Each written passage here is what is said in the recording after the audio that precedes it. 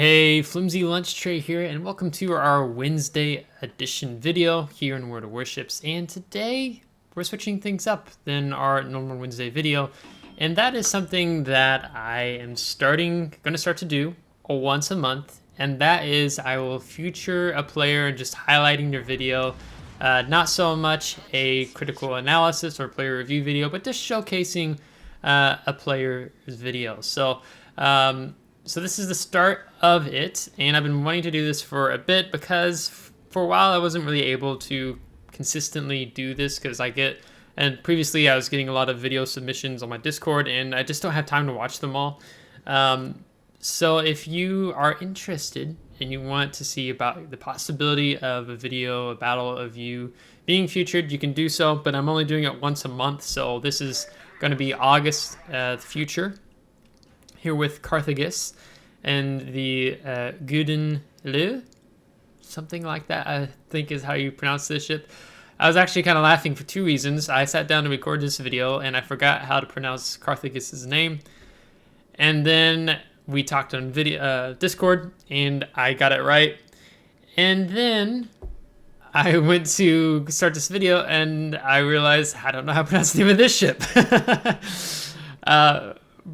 Previously, I've always called this ship the Gouden Leeuw. And I realized today that there's no L in this. So I think other people call this ship the Golden Glue, sorry, things like that. But I think it's the Gouden Leeuw is, I think, the correct pronunciation of this ship. So here we are.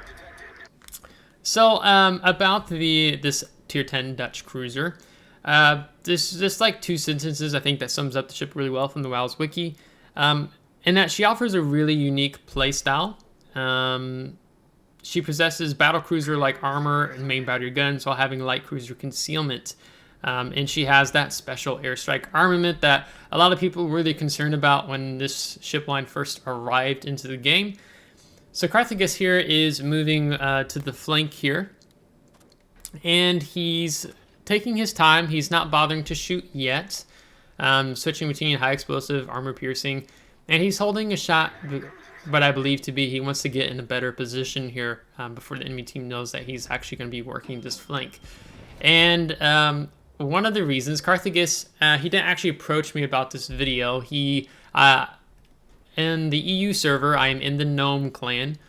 Josh Webb picked me up. He's one of the admins on the Jingle server. And I've seen Carthagus post several videos featuring him playing the this tier 10 Dutch cruiser and post battle results. And I've always been impressed with how he's done. So I was like, I need to sit down and I just need to watch how he plays this ship, because I've been enjoying playing the ship when I've been playing on the public test server and getting arsonists and different things like that. Don't have it on the main server yet, but he just got 5 pins on that enemy Groningen, and now he's got the hydroacoustic search up. This ship is just, I think it's a really fun ship to play. One of the things I think it's really difficult about the ship is just learning to land your airstrikes. It takes a little time getting used to. You kind of try to predict the enemy, what they're doing, how they're going to turn, position, go straight, their speed when you're dropping those. Now, I'm not going to say anything yet, but one of the fun things we're going to see here is with Josh in the United States, one of the new super aircraft carrier super ships. We're going to see some sub action, so I'm not going to say anything more, and hopefully Josh doesn't kick me out of the clan after this. It's just some funny things. I'm going to give him grief here. He knows I hate CVs. Carthagus here is just taking some blind shots here, possibly hitting the Groningen. He has nothing else to do. He's still concealed while shooting, so why not? Maybe gets lucky, lands a penetration or two. So he has his hydroacoustic search up. I'm not entirely sure why he has his hydro up. It might be maybe the sub. There's also been a gearing spotted somewhere in the mid. But anyhow, he's moving up here. So he spots the rune here. And one of the things about the rune is that it has a really good armor piercing. When you're playing the tier 8 Dutch cruiser, the Harlem, I've not been impressed with the armor piercing at all, but he tells me once you reach the tier 9 and tier 10, AP is really good, and that you have really good chances of Citadel and cruisers even further at range. So the Groningen goes down after the Rune goes down, picked up by Holmez and the Thunderer. So now kind of have free reign to push up further here. Now, one of the things I was noticing, which we're going to see more of, is when you're looking at the mini-map, there's kind of this wide hole in the middle. Besides you have the Allied U-2501 submarine pushing up, there's nothing else in the middle, between those possible enemy destroyers. It looks like GN0ME, you can see where they're at now roughly, and Josh in the United States. And the enemy submarine has not been detected this whole entire time. So Carthagus goes ahead and drops his next 2 airstrikes. Looks like a little bit behind. Maybe he gets the stern. It looks like he's going to be able to get away scot-free there. So he's using the island. He's working that really well. And he's going to Notzer here. I think this is a strategic Notzering, perhaps. But he gets a fire set. One of the things you can do with this line is that it's actually kind of easy. Well, when I played on public test server, it seems to be kind of easy to get an arsonist when you spam a lot of high explosive, but you get a lot of good value out of this armor piercing. So things are going to continue to kind of go somewhat slow here, and this action is going to ramp up here in a bit. So just hang in there. This is pretty good what we're going to end up seeing here in just a bit. So you notice Josh is moving down the 1 line in the United States. So because they were talking while playing, they're not really communicating in the div chat to what might be going on. But I imagine that Shimakaze is hunting him. And we haven't seen the submarine this entire time. And maybe the submarine's back there. Who knows? We'll see. So he's getting some more shots here. The Gouden Leeuw does not have the greatest in terms of range. So that's something you have to be mindful when you're playing the ship. You need to be able to get somewhat close. So I'm believing from how I'm seeing their positioning, Carthagus is falling back. So I'm assuming maybe Josh is getting pinged by the submarine. You can see a ping on the surface there, and there's the first torpedoes. And we haven't seen that Shima for a while. So he's moving back to be able to play defense for Josh here in the United States. One of the things, the only thing I enjoy about submarines in World of Warships at this point is often submarine players will go hunt the enemy carrier. So, some cancer on cancer action happening there. So that's, I don't like submarines. I don't like aircraft carriers. Even if you're on my team, I don't have much sympathy for you in being in either of those classes. So here's the Shimakaze. He's full broadside, so possible torps on their way. Carthagus has popped his hydroacoustic search, and there's the torpedoes. So when I was talking to Carthagus, he informed me that he told Josh that there were torpedoes on the way. And Josh said, I can't go back to my ship. I'm in the special planes, and you only get those special planes every so often. So he's going to let autopilot do its thing with submarine torps and Shimakaze torps on the way. So we're going to see how that pays off for him here. But Carthagus has taken out Shimakaze, and I think we're going to be seeing the death of Josh here. So it looks like he hasn't gone back to his ship yet, but okay, now he just went back, and he gets his dive bombers off, and he goes down. So of any ship class in the game that I enjoy watching die, it's an aircraft carrier. I mean, especially on the enemy team, but I don't have too much grace even if you're on my allied team with myself. So anyhow, so Josh has gone down, and now Carthagus is hunting for the enemy submarine. Enemy submarine has gone unscathed. He's still full health at this point in time. Carthagus cannot go to be back with his other dibmate and the Thunderer or push in on the enemy team because if he leaves this submarine alone, there's no one else to defend the cap, as the submarine can just simply slide into their cap here in standard battle and take the cap. So he gets 5 pins here. He gets a secondary hit. One of the downsides that some people have complained about with the ship line is that you don't get the depth charge airstrike. And you don't get depth charges at all. So your only way you can deal with the submarine is if he's surfaced or just beneath surface to be able to hit him. So there's not much going here, but you can see some oil slick spots appearing on the map here. Now when it comes to the enemy team, Carthagus' team, they have the map control, definitely. However, one of the challenges you have when you're in matches like this is when you push the enemy team all together, like they are now. I like to refer to them as a hornet's nest. So if you get too close to the hornet's nest, you can get stung. You can die quite quickly. So you have to play those type of situations very carefully, and you can actually see Holmes is reversing in his Thunderer. So the UT-501 has popped just right up on the side of Carthagus, but he did not have enough distance with the arming time of the torpedoes. So Carthagus avoids getting one-shotted by the submarine here. So very good for him, but the submarine gets away on just a sliver of health. And he's not burning, he's not flooding or anything. So a bit frustrating not to be able to finish him off there. So Carthagus is forced to stay back here a little bit longer and trying to finish off the submarine before he can go assist his team. So he's been detected, and he's going to actually shoot here. And he shot just as he was detected, and he was just trying to kill him before he maybe got any more torpedoes off. But he's going to get a close quarters with the Gouden Leeuw on the enemy U-501. So rather humorous. It's probably actually more ironic being able to pick up the close quarters achievement on a submarine versus just killing outright with the main battery. So now with the threat and their spawn eliminated, Carthagus is going to be able to return and join his team and see what he can do to help there. So when we're talking about this ship, as I said, I don't have it yet.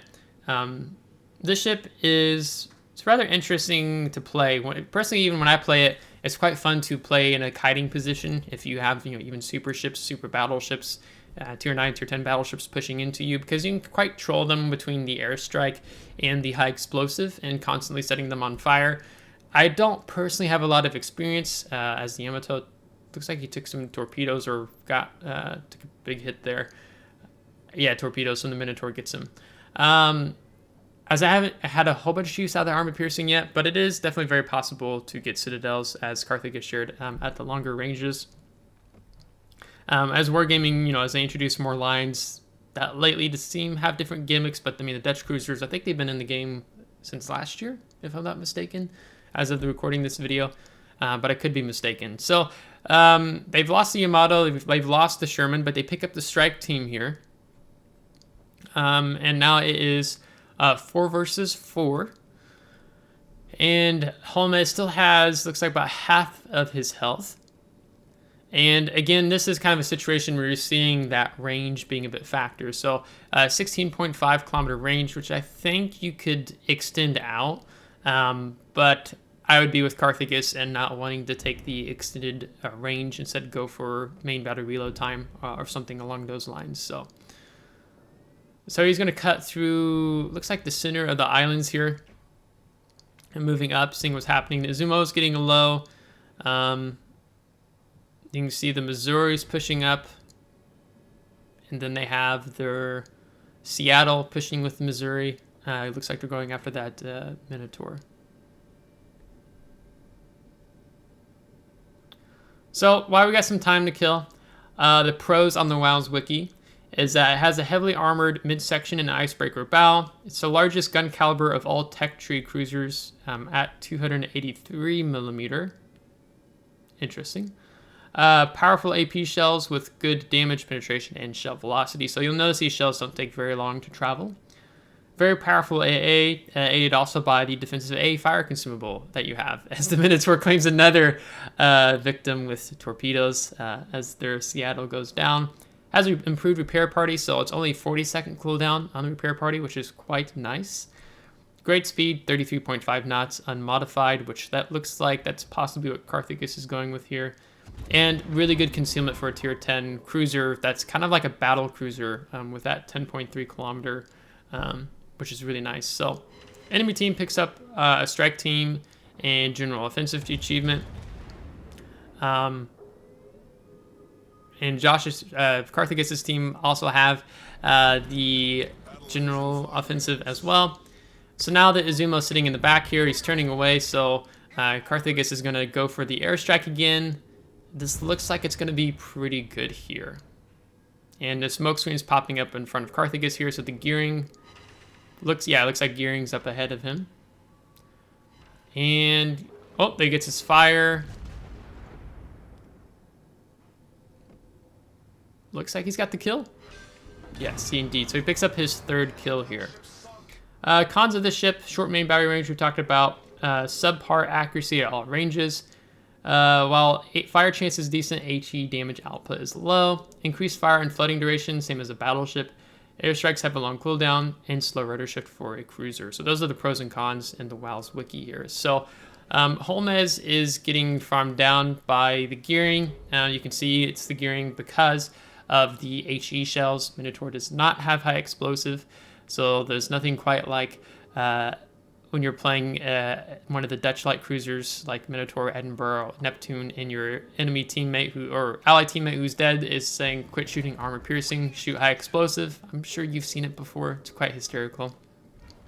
But he's charging in here with his hydroacoustic search because it's 5 kilometer range to see if he can pick up the gearing here. And he gets another 5 pins. And he gets a set on fire. Takes another shot, gets another pin, so 6 pins. So now he's going to maneuver to a little bit more to the right. Maybe swing his nose back in here. Holmez looks like he's burning, possibly, so he doesn't look like he has much longer in the world with us. So moving to the side of the smoke screen, he's baited the gearing to dumping the torpedoes to where he was going. But he's able to get eyes on the gearing, and he does get, the Holmez gets the kill there on the gearing, while the Eagle kills Holmez. So he's been playing quite well and moving up here. So now we can see the Eagle moving down the J line, and he has the armor piercing up.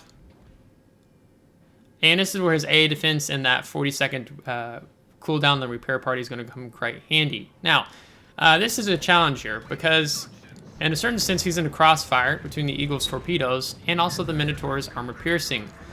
If you're going to take on a Minotaur in this situation, you want to be doing what Carthagus is doing here, and that he's staying nose in towards the Minotaur. Because he's a bit of a battle cruiser, there's going to be a lot of ricochets, non-pins from the Minotaur here.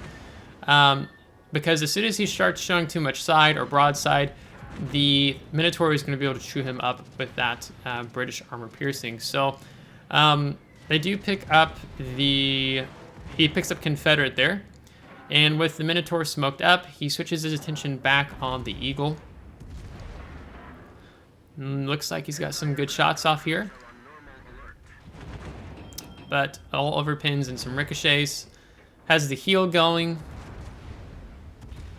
Let's see what can be done now. If the Eagle turns into him, then he probably won't get citadeled like that. But he picks up the shoulder to shoulder. And with this next salvo, he should have the Eagle dead here. Now, if you've been paying attention to the score, they've been behind for, I think, a good bit. Well, not a longest of times.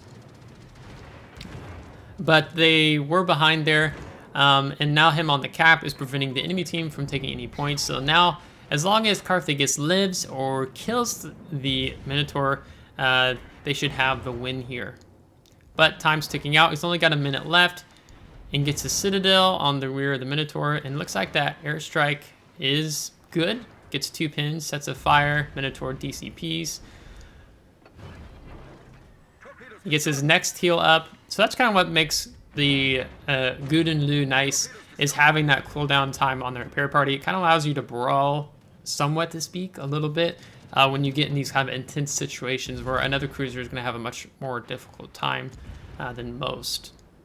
So it takes another shot off here, hoping for the kill. They get another, the second general offensive, I missed that. Now the Minotaur is riding the line. I think he's waiting, praying for his next smoke screen at this point as he gets his repair party off. But he's able to go dark here. So now he's taking some blind shots.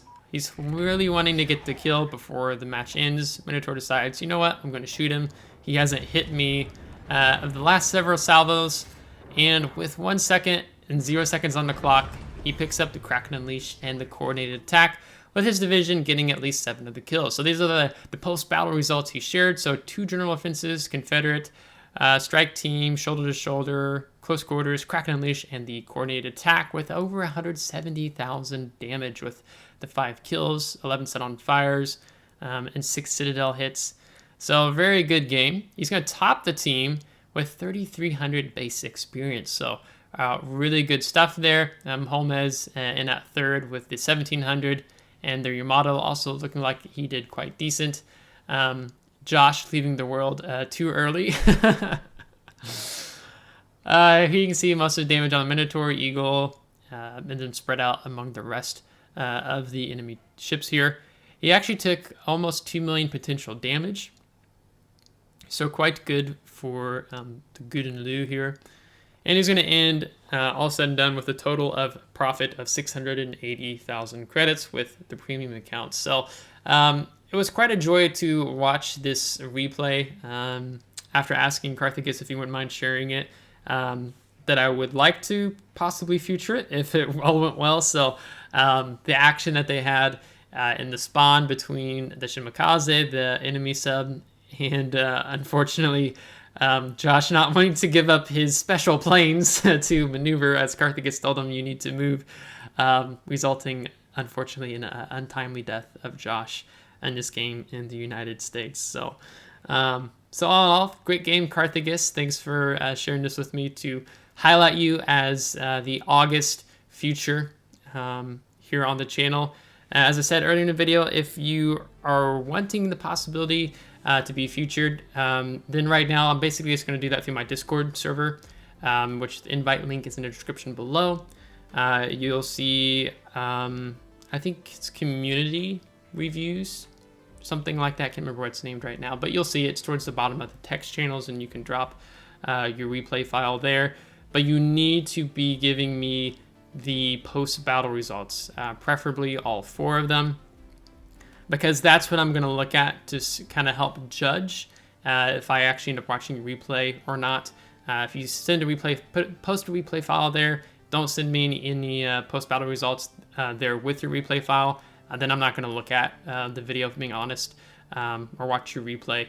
And if you even give like a kind of slight brief 1 or 2 sentences what you find interesting about the battle, because basically just something funny, interesting, entertaining, not so much a player review or critical analysis, if you will. So I'm going to be doing that now. So the gate's open now for September. If you're wanting to be featured here on the channel, you can do so through the Discord server. If you have questions about it, let me know in the comments below here. So again, great game, Carthagus. And if you liked today's video, give it a thumbs up. If you did not, give it a thumbs down. Subscribe if you do want to see more. If you're subscribed, thanks so much. I really appreciate it. And we'll catch you next time. Take care.